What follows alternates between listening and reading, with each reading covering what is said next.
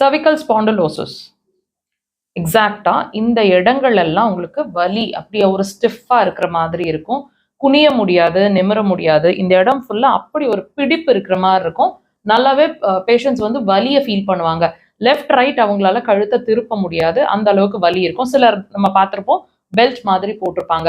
இந்த சிரமங்கள், இந்த வலி உங்களுக்கு கழுத்து வலி இருந்தா இந்த பாயிண்ட் வச்சு ட்ரீட் பண்ணிக்கலாம். லொகேஷன் பாருங்க, கால் பாதத்தோட சுண்டு விரல் சைடு நீங்க இப்படி தள்ளினீங்கன்னா ஒரு பள்ளம் தெரியும். அந்த பள்ளத்திலிருந்து ஒரு ஃபீல் பண்ணீங்கன்னா ஒரு மேடு ஏறி மறுபடியும் அந்த பள்ளம் முடியும். அந்த எக்ஸாக்டா மார்க் பண்ணிக்கிறாங்க, அந்த இடத்துல இருக்கு அந்த பாயிண்ட். உடன் இன்ஸ்ட்ருமெண்ட்ஸ் வச்சிருக்கீங்கன்னா இப்படி ப்ரெஷர்ஸுங்க, விரல்கள்லாம் இப்படி ப்ரெஷர்ஸ்.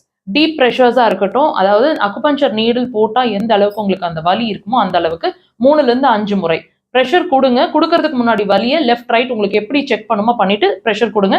உடனே டிஃபரன்ஸ் தெரியுங்க, ரிலீஸ் ஆகும் கழுத்து. தேவைப்பட்ட அதுக்கு மேலே கண்டினியூ பண்ணுங்க.